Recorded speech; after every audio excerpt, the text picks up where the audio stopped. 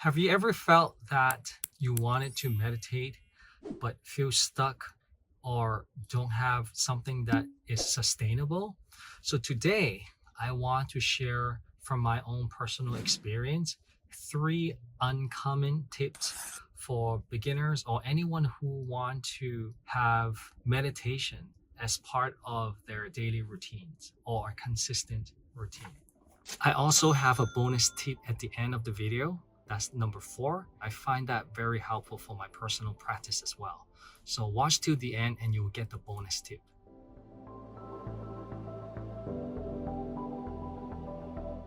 The reason I wanted to record this piece of content is because I noticed a lot of tips for beginners surround basically two different aspects, like focusing on the breath or clear your mind or stop trying to clear your mind. I think that these are very helpful, but I feel like if I can share my own personal experience, perhaps it might help you as well. So let's get started. Number one, the number one thing that I think is helpful for me is to, before you want to stick with a particular meditation practice, explore, find what resonates with you.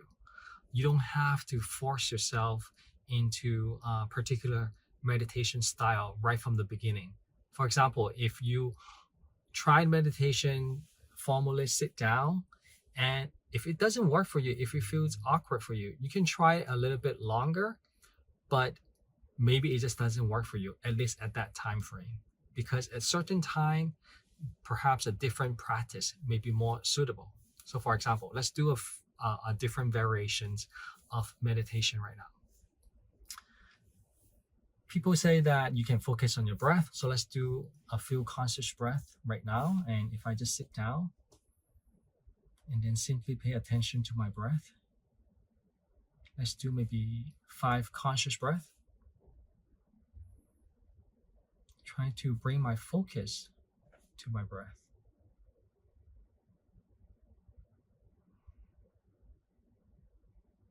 Three more.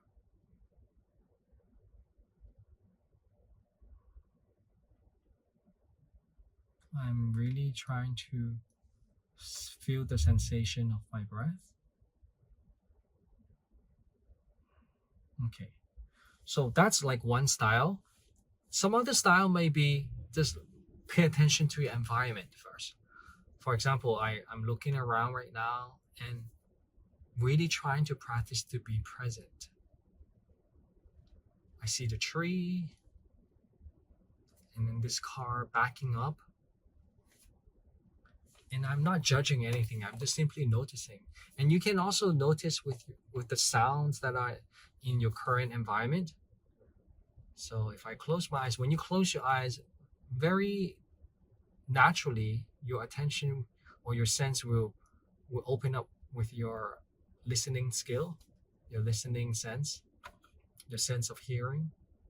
So right now, I'm in my car. I wanted to record this type of content in the car because I feel like it's more intimate. It's more, I feel like I'm speaking to you and having a conversation. So I'm able to bring my awareness to the sound. And then some people like to recite a mantra. For example, if you have into Buddhism, there are a lot of sutra or mantra that you can recite, or even like counting 1 to 10 in the beginning. I remember in my beginning practice, I had a series of like a time period that I would close my eyes and sit, but I was not just sitting there. I was like counting 1, 2, and then count it to 10 and then repeat for maybe a couple minutes. Each time I said or count 1 to 10, I listen to it. So that's also a form of meditation. So there's so many different ways. And then if sitting or being in an environment that is you alone is not comfortable for you, you can also try walking meditation. I remember also when I was practicing meditation, I don't do it as often right now, like not as a consistent basis in terms of walking meditation, is after dinner at that time, I would go out and just walk for 10 minutes. During the walking, I would really pay attention to the footsteps, like each step, how it contact the ground, my foot contact the ground, bring my sensations, and also open my awareness to notice the environment. So all these are different types of meditation and mindfulness practice that you can try. And remember, why this is so important is because if you just haphazardly or didn't really know what fits you, but you're just trying to stick with it, it's not going to be sustainable because you have the dislike, or you have this feeling that you don't like it, or it doesn't feel right for you. But if you keep forcing yourself to do it, I believe it won't work out. Of course, consistent is important, but if you're consistently doing something that you don't like, or it doesn't, or it's not suitable for you, it probably won't work. So that's tip number one. And then number two is warm up. Warm up before your meditation. And I want to show you like how I warm up. But the reason we want to warm up before our meditation or mindfulness practice is that meditation is also like an exercise. It's an exercise for your mind and for your heart. So you want to build up this muscle of your mind power and your power to be more compassionate, more power to understand yourself. So just like any other exercise, you want to ease into your practice. So what does that mean?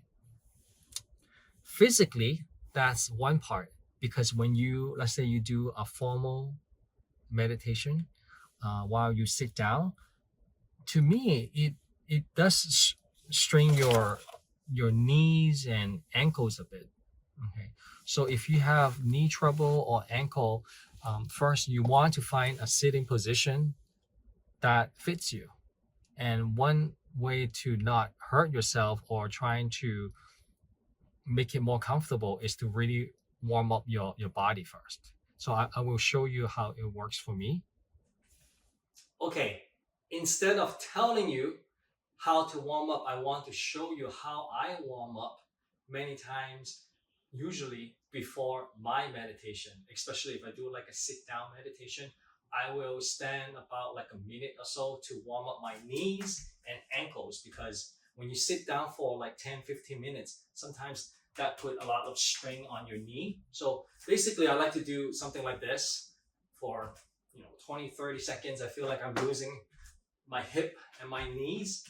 And then I would do some lateral squat, something like this. Very simple. Okay, so that's one form of warming up, or just a few jumping jacks very lightly. Total takes maybe about a minute or so. So I want you to experience in yourself instead of me just like telling you what to do. So that's exactly how I do it. Okay, so that's one form of warm up. Another example of warming up before you meditate is when you look around, you let your open awareness to notice things. You can also use your physical senses with your hands, just gently touching yourself, your knees. Allow yourself to feel. You can touch the ground. I have a mat here, so gently noticing the texture of it. Those are all the things that help you start to bring back to the present moment. Okay, another example of how we can warm up before we go into meditation is when you sit down. Let's assume you sit down, and I like to gaze at a plant. That's not even a part of the meditation, it's part of the warm up. When I sit down and I feel like I want to ease in, I want to ease into my meditation. I look at this plant called the dumb cane. You know how beautiful it is. I just kind of observe, noticing that I'm looking at it. So that's another form of meditation, looking at something beautiful, something green. That's another form of warm up. The third uncommon, but I find this very useful tip is to practice your meditation and mindfulness with your chores that you have to do, and use those moments to stay in the present. Like for myself, for example, my wife cooks yummy and delicious dinners. Sometimes my kids would wash the dishes, but I do it most of the time, to be honest. So I would intentionally use those moments to help me stay present and use these chores that people may find it boring. And sometimes I do feel that too, boring too. And use those moments to practice staying in the present. And I'll show you how to do it. Okay, some chores we can use as mindfulness or meditation practice. Basically, we after dinner we have to do our chores, and we can use these like subtle moments to practice mindfulness. How do we do that? First, we have to ask ourselves, what do we usually do when we wash our dishes? Sometimes our mind wanders and things like that. And that's very normal because in reality, I think normal people would think that washing dishes is a chore, is something that is not enjoyable. But when we think more deeply about it, the chores itself is neutral. We apply a sense of resentment or consider that as boring in our own mind. So the task itself is very neutral. It's not pleasant or unpleasant. Okay, we apply the emotions to it. Okay, maybe to you it's just a normal thing. Okay, maybe you don't think it's uh, anything at all. That's perfectly normal. But what I'm saying is, when we wash dishes, what we can do is instead of listening to things, basically right now we can practice by, I'm going to turn this down a little bit. So apply soap and really try to just be mindful. Okay, usually what I do is when I know I am, maybe my day is busy and things like that, this is the moment that very simple things we can really see, feel the texture of the bowls or all the other utensils, and maybe it's not pleasant for you, that's fine. And see if you can practice any mindfulness. Is your mind drifted to somewhere else, maybe about your family, about work, and etc. So things that you can, because there's a lot of sensations going on: the sound of the water, the smell of the soap, the texture of all the utensils and bowls and things like that. So as you scrub your dishes, what you can do is really pay attention to them, like gently. And are you rushing? Are you not rushing? So those are the things that you can pay attention to. Maybe it would take a long time. So the reason this is um, helpful, I'm going to read a passage to you by Thich Nhat Hanh, and hopefully that will give you some insight. Life is a miracle, and being aware of simply this can already make us very happy. That we are here is a miracle, and this miracle can be seen only when we are aware of it. Washing the dishes to wash the dishes can be the most important thing in our lives. To my mind, the idea that doing dishes is unpleasant can occur only when you are not doing them. Once you are standing in front of the sink with your sleeves rolled up and your hands in the warm water, it is really quite pleasant. I enjoy taking my time with each dish, being fully aware of the dish, the water, and each movement of my hands. I know that if I hurry in order to eat dessert sooner, the time of washing dishes will be unpleasant and not worth living. That would be the pity, for each minute, each second of life is a miracle. The dishes themselves and the fact that I am here washing them are miracles. Okay, another task or chores we can use to help us practice mindfulness is folding clothes. Uh, in the past, I must admit that I usually like to watch TV or something to occupy my mind while folding clothes. And that's perfectly fine. And I still do that sometimes, or play a podcast or music. But sometimes I intentionally use this chore to stay grounded and be present. Basically, focus on folding my clothes. As you grab them, just really, I'm not even trying to say to instill pleasantness in doing the chores. What I'm sharing, or hope you will explore yourself, is be in the present. If you're folding clothes, just fold the clothes. Basically, enjoy the texture, or embrace, or just know what you're doing, and you will find out that sometimes the nuances that you don't pay attention, such as the texture of the clothes, you don't pay attention to, you actually find out something about it. I don't know how to explain it, but for example, when you might have like, you want to like smell the clothes, and surprisingly sometimes if you have kids, after you wash them, sometimes it's not perfectly smell good anyway. That might be an unpleasant surprise, and then you might figure, oh, okay, do I need some other laundry, uh, detergent, etc. So, but being mindful is when you are just really focus the task at hand with gentleness, you will discover that the task itself is very neutral. Um, if you have any feelings arise, or if your mind actually drifted somewhere, you will find out a lot more. So for example, while I'm recording, as you enhance your awareness, I notice um, the birds you know communicating right now outside. I can hear their sound.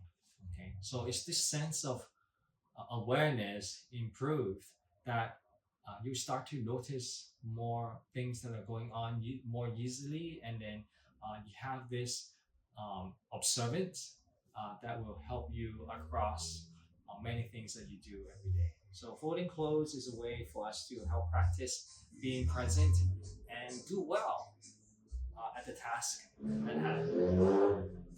To recap, what are the 3 tips that we share today? Number 1 is find what resonates with you. Mindfulness is a very personal thing. Meditation is a very unique thing that has to mean something to you. It has to bring you the benefit and something that you feel is suitable for you. So try a variety of techniques and methods and see which ones that you can really stay consistent and meaningful to you. Number 2 is warm up. I think um, that's not enough credit to tell or to show people how you can, or how you need to warm up first so that you can ease into the practice. Because I know from personal experience, many people don't, or are unable to get into a consistent practices because they jump into it. They're trying to think that they can just sit down and then block everything and then be calm. I think the expectations and also the technique in helping them to get started just not being talked about enough. Number 3 is use all the different tiny moments throughout your day. What we share is the chores. The chores that you do, folding clothes, washing dishes, maybe walking your dog. Those are the moments that I think really help you to get into a consistent and sustainable mindfulness or meditation practice, because those are the moments that you're doing it naturally, and so that you don't have to create a specific time to do like a sit down meditation, which is great, which I highly recommend.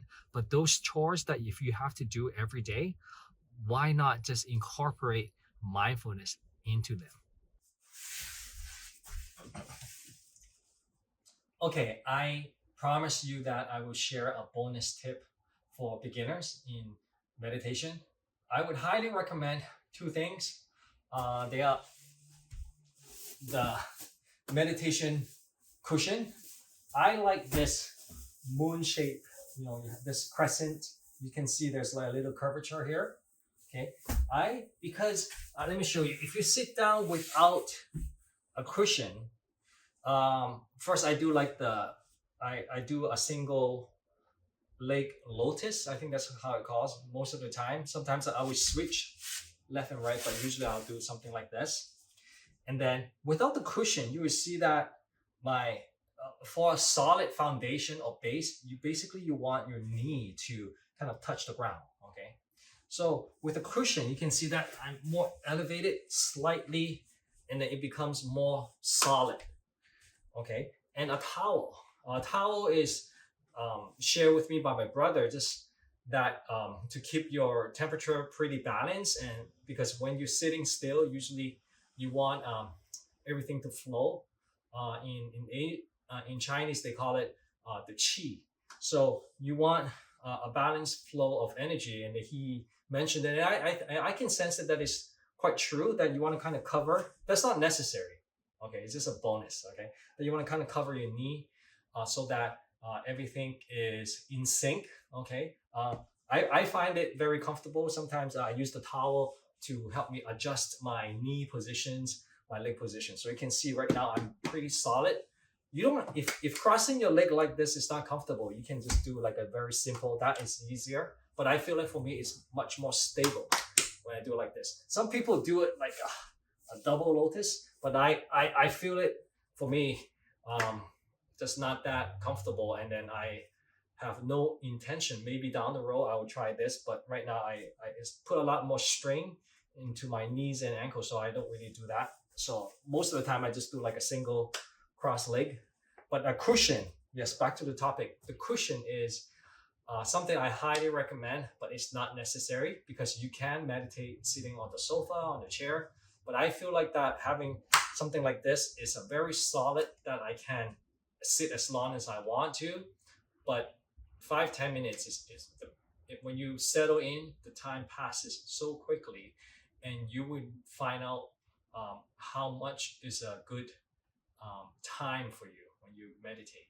So that's the bonus: a meditation cushion and a towel. So what do you think? I hope these 3 tips will really help you either get started with meditation and mindfulness, or give you a different perspective. I think all I was hoping to do is inspire you and able to give you some suggestions so that you can discover what is uniquely helpful to you. If again you find anything that is helpful for me to know, please leave a comment. If you have watched this content this far, I hope that you have find something valuable to you. And if you feel like that the mission of spreading mindfulness and kindness to more people will be helpful in our society today, I really urge you to subscribe and give us a like, because by doing that, you are helping us in the YouTube algorithm so that more people have the opportunity to come across this content. And hopefully that you can be a part of our mission, helping spreading mindfulness and kindness just a tiny little bit every day. Thank you.